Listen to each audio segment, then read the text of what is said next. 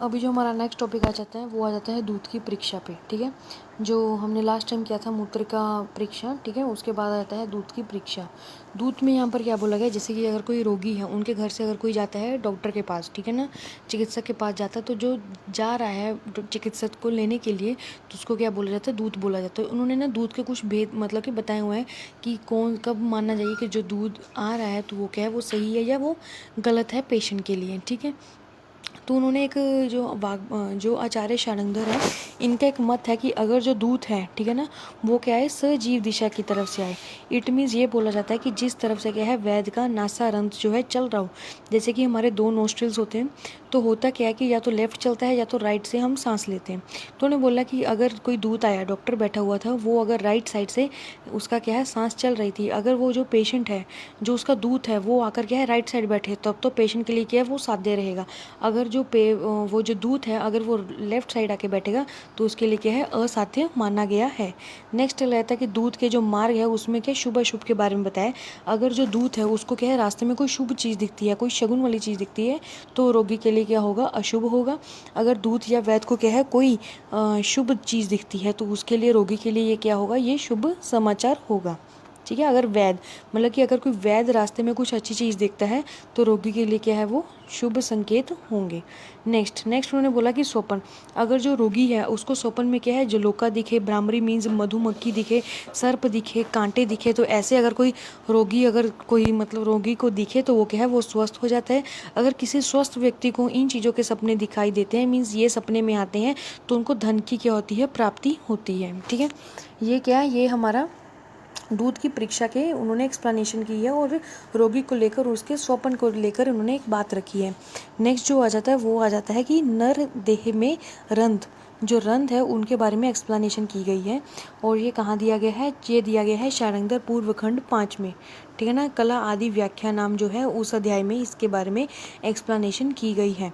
उन्होंने क्या बोला है कि रंध्र कितने प्रकार के होते हैं, तो उन्होंने बोला जो आदमी होते हैं, जो नर होते हैं, उनमें 10 होते हैं और जो नारी होती है उनमें 13 होते हैं। ठीक है, तो रंध्र में क्या होता है कि एक्चुअली एक तरह से होल्स मान लो कि, ठीक है ना, ओरिफाइसेस मान लो, तो वो बताए गए हैं। अब इसको अगर हम काउंट करते हैं, जो बाकी आचार्य हैं उन्होंने 9 माने हैं, ठीक है ना, कुछ आचार्यों ने, लेकिन शारंगधर ही एक ऐसा स्पेशल है जिसने क्या है 10 माने हैं।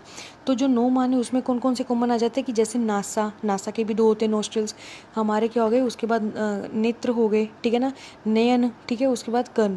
तो अगर सबके क्या है 2 होंगे तो ईच 2 ईच होंगे तो कितने हो जाएंगे, 6 हो जाएंगे।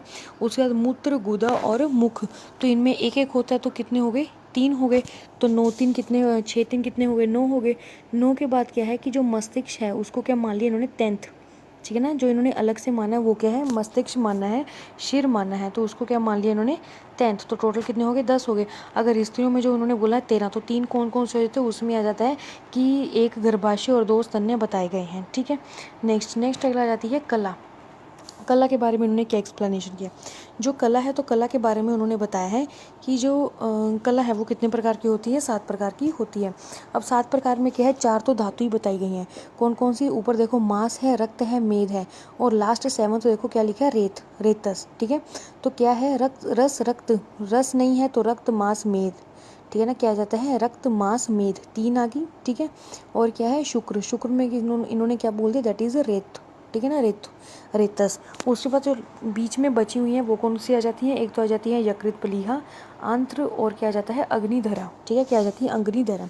जो हमारे आचार्य सुश्रुत हैं उन्होंने कौन सी मानी है, उसको याद करने के लिए इन्होंने एक यहाँ पर क्या है मिमोनिक बना हुआ है, तो वो मिमोनिक देख लो क्या लिखा हुआ है, मार मेष पुपीशु।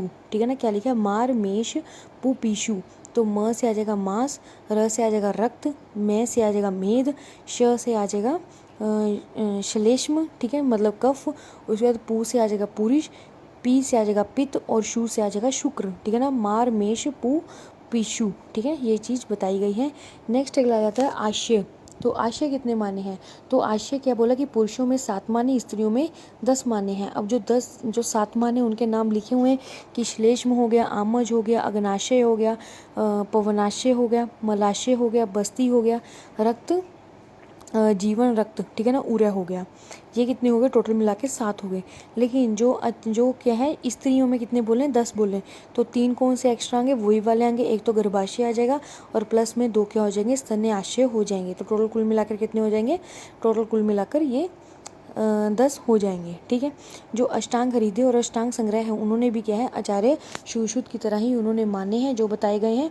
और लेकिन जो अष्टांग हृदय हैं उन्होंने क्या है, उन्होंने आश्रय नाम मानकर उन्होंने क्या बोला गया है, आधार वर्ड यूज़ किया गया है। ठीक है, याद रखना आधार वर्ड। और चरक ने आश्रयों का वर्णन नहीं किया है, चरक ने आश्रयों का वर्णन नहीं किया है। ठीक। नेक्स्ट आता है धातु कर्म। तो धातु कर्म जो होता है इंपॉर्टेंट है। जो हमारी धातु होती है रस रक्त मांस मेद अस्थि मज्जा शुक्र, तो उनका क्या क्या कर्म होता है तो उन्होंने वो एक्सप्लेनेशन की गई है। तो उसमें बोला गया है प्रीनम्न, ठीक है ना, एक आ जाता है प्रीनन्म, ठीक है। दूसरा क्या आता है जीवन, लेपे, स्नेहो, धारण, पूर्णे और आ जाता है साथ में गर्भाशय उत्पाद, ठीक है ना, गर्भाशयोत्पाद। तो इसमें क्या होता है जो रक्त जो हमारी क्या होती है रस रक्त मांस में अस्थि मज्जा शुक्र, उसके साथ है जो रस होगी वो क्या होगी प्रीना नाम होगी। जो रक्त है वो जीवन देती है, जो मांस है वो लेपन कर्म करती है, जो मेद है वो स्नेहन कर्म करती है, अस्थि धारण का काम करती है, मज्जा पूरण का काम करती है, और जो शुक्र होती है वो गर्भ के लिए उत्पादन के लिए जो होती है वो हेल्पफुल होती है। और ये जो बताया गया है ये अष्टांग हृदय सूत्र 11, ये एक्चुअली क्या है, ये शानंद ने वहीं से उठाया, अष्टांग हृदय सूत्र 11 में से ही बताया गया है। नेक्स्ट अगला आता है सूत्र का स्वरूप और शुक्र का स्वरूप। तो उन्होंने बोला कि शुक्र कैसे दिखता है, तो उन्होंने बोला जो शुक्र होता है वो स्फटिक, कैसा होता है, स्फटिक आभ वाला होता है, द्रव्य वाला होता है, स्निग्ध होता है, मधुर होता है। ठीक है, उन्होंने ये चीज़ बताई गई है। नेक्स्ट अगला आता है कि जो सप्त धातु होती हैं उनके मल और उपधातुओं के बारे में वर्णन किया गया है। जो हमारी 7 धातु हैं जैसे रस रक्त मांस मेद अस्थि मज्जा शुक्र हैं, उनकी क्या उपधातु कौन सी होगी और उसके मल कौन से बताए गए हैं। तो उनकी जो उपधातु है पहले वो देख लेते हैं। तो रस की जो उपधातु है वो स्तन्य बताई गई है, रस की जो रक्त है उसकी क्या बताई गई है, रज बताई गई है, मांस की वसा बताई गई है, मेद की स्वेद बताई गई है, अस्थि की दंत बताई गई है, मज्जा की केश बताई गई है, और शुक्र की ओज, याद रखना शुक्र की जो उपधातु है वो क्या है ओज बताई गई है। ठीक है, कई जो है उन्होंने क्या है ओज को क्या है एर्थ धातु माना, लेकिन जो हमारे शारंगधर हैं उन्होंने क्या किया है शुक्र को क्या है, शुक्र को ओज की क्या है मतलब ओज को शुक्र की उपधातु मानी गई है। ठीक है, अब इसके क्या है मल की बात करेंगे तो उसमें आता है कि जीभ नख कपोत का जल आ जाता है। रक्त की अगर हम बात करेंगे तो उसमें आ जाता है कि रंजक पित्त के बारे में बात आ जाती है। उसके बाद नेक्स्ट अगला आ जाता है मांस, तो मांस में आ जाता है कर्ण मल आ जाता है। मेद की अगर हम बात करेंगे तो नासा दंत कक्ष मेड का फल आ जाता है। अस्थि की बात करेंगे तो नख वड़ आ जाता है। मज्जा की बात करेंगे तो नेत्र मल आ जाता है। और शुक्र की बात करेंगे तो उसमें क्या है स्निग्धता और पीटिका। क्वेश्चन ऐसे आएगा जो पीटिका है वो किसका मल है, ठीक है, या मेड्र का जो मल है वो किसका आ जाता है, जो कपोत का जल है वो किसका आ जाता है। तो आपको ऐसे क्वेश्चन आएंगे तो आपको उसको पकड़ना है। नेक्स्ट जो है वो आया गया है कि जो त्वचा है त्वचा, तो त्वचा के कितने भेद बताए गए हैं, तो त्वचा के 7 भेद बताए गए हैं। ठीक है, उसके एक्सप्लेनेशन हम आगे पढ़ेंगे। ठीक है, नेक्स्ट उन्होंने ना निरुक्ति बताई हुई है। पूछ लेते हैं कि दोष धातु मल की जो निरुक्ति है वो किसने बताई है, तो वो क्या है शानंगधर ने बताई है। तो कौन कौन सी बताई है, उसमें आ जाता है कि शरीर दूषानाद, ठीक है ना, क्या आता है शरीर दूषानाद दोषा, ठीक है ना, धातवो देह धारनाथ। उन्होंने बोला कि शरीर को जो दूषण करना तो वो कौन करता है, दोष करते हैं, और जो क्या है देह को धारण करते हैं उसको क्या बोलते हैं, हम धातु बोलते हैं। और क्या है जो वात पित्त और कफ, ठीक है ना, इनसे मिलकर क्या होते हैं जो मलिन करते हैं शरीर को उसको क्या बोल देते हैं, मल बोल देते हैं। वही आता है कि दोष धातु और मल की निरुक्ति बताई गई है। नेक्स्ट अगला आता है कि दोषों में वायु को इन्होंने क्या बोला है, प्रधान मानना है। वो क्यों मानना है, इस श्लोका में वो कंप्लीट हो जाता है। और काफ़ी ये इंपॉर्टेंट श्लोका, आपने यूजी लेवल पे भी इसको पढ़ा होगा। इसमें आ जाता है पित्त पंगु कफ पंगु पंगवो मल धात्वे वायु याना यत्र नियंत्रित तत्र गझंती मेघवत। इसमें ये बोलेगा कि जो पित्त होता है वो भी पंगु होता है, मीन्स वो भी क्या है, वो एक जगह से दूसरी जगह नहीं जा सकता। जो कफ है वो भी पंगु होता है, ठीक है, वो भी एक जगह से दूसरी, जब मल और जो धातु है वो भी ऐसी होती। वायु ही है वो क्या करती है कि वो ही एक जगह से दूसरी जगह उनको क्या है शिफ्ट करती है। ठीक है ना, ये चीज़ बताई गई, इसलिए जो वायु है उसको क्या है प्रधान माना गया है। नेक्स्ट लगता है कि जो मर्म होते हैं वो क्या होते हैं, उसको क्या बोला गया है, जीवन जीव अधारणीय, ठीक है ना, जीव अधारणीय कहा गया है। नेक्स्ट सीरा, सीरा जो होती है, जैसे सीरा स्नायु होती है, तो सीरा के रिगार्डिंग क्या बोला गया, तो सीरा के रिगार्डिंग इन्होंने एक वर्ड बोला है, वो क्या बोला है कि संधि बंधन कारिण्यो, मीन्स की संधि को बंधन के लिए काम करता है। और इन्होंने एक वर्ड नहीं लिखा, वो आ जाता है कि दोष धातु वह, मीन्स की दोषों को और धातुओं का क्या ये करता है, वहन करता है, इसलिए इसको सीरा, मतलब ये सीरा का काम होता है। नेक्स्ट हमने पढ़ा था ना कि जो रंध्र होते हैं वो कितने प्रकार के होते हैं, पुरुषों में 10 प्रकार के, स्त्रियों में कितने होते हैं, 13 प्रकार के होते हैं। तो उन्होंने वही बताया कि जो बाहरी रंध्र होते हैं, तो देखो बाहरी मीन्स जो बाहर में ओरिफाइसिस जो हमें दिखेंगे, अंतर में तो क्या हो जाता है, स्रोतस को इंक्लूड किया जाता है, ठीक है। तो इन्होंने क्या है कि बाहरी रंध्र है वो 10 प्रकार के बताए हैं, और जो 10वां माना वो हमने मस्तिष्क मतलब कि शिरों को ही माना था, ठीक है। स्त्रियों में जो है वो 3 एक्स्ट्रा माने हैं, 2 स्तन माने हैं और एक गर्भाशय माना, टोटल कितने हो जाते हैं, 13 हो जाते हैं, ठीक है। उसके बाद उन्होंने लोकेशन बताई है, ठीक है। लोकेशन किसकी बताई है, फुसफुस की, प्लीहा की, यकृत और तिल की, ठीक है। दैट इज़ अ क्लोम, इसको कई लोग इसको कंपैरिजन करते हैं तिल के साथ। तो बोला गया कि जो हृदय होता है, हृदय कहाँ रहता है, वो हृदय थोड़ा सा लेफ्ट साइड की तरफ रहता है, ठीक है ना। अगर हम चेस्ट रीजन में देखते हैं तो हृदय थोड़ा लेफ्ट साइड, तो ना बोला जो हृदय है, तो हृदय के क्या है, लेफ्ट साइड की ओर क्या होता है, फुसफुस होता है, और साथ में क्या होता है, प्लीहा, लेफ्ट साइड की तरफ ही क्या होता है, प्लीहा होता है। लेकिन राइट साइड की ओर क्या होता है, यकृत होता है, और तिल की उपस्थिति मानी गई है, ठीक है। उसके बाद नेक्स्ट अगर ये वेरी वेरी इंपॉर्टेंट है, ये पूछा जाता है 3-4 बार, क्या है कि फुसफुस को उदान वायु का क्या है, आधार माना जाता है। याद रखना, अगर आ जाए कि फुसफुस का आधार कौन है, ठीक है ना, फुसफुस का आधार कौन है, तो फुसफुस का जो आधार है वो आ जाता है अदान वायु, क्या आ जाता है, उदान वायु। लेकिन उसकी अगर पूछ ले कि फुसफुस की लोकेशन कहाँ है, तो जो उसकी लोकेशन आएगी वो आ जाएगी कंठ, ठीक है, वो कहाँ आ जाएगी, कंठ।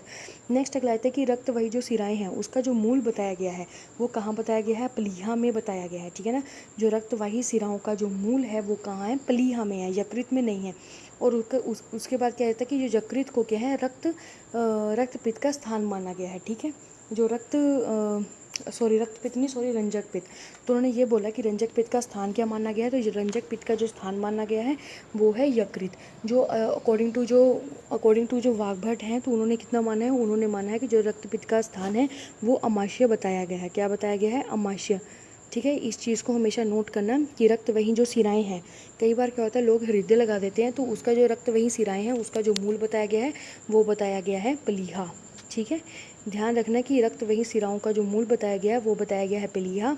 यकृत को रंजक पित्त का स्थान माना गया है। वाग्भट ने क्या है, रंजक पित्त का जो स्थान है वो अमाशय बताया गया है, ठीक है।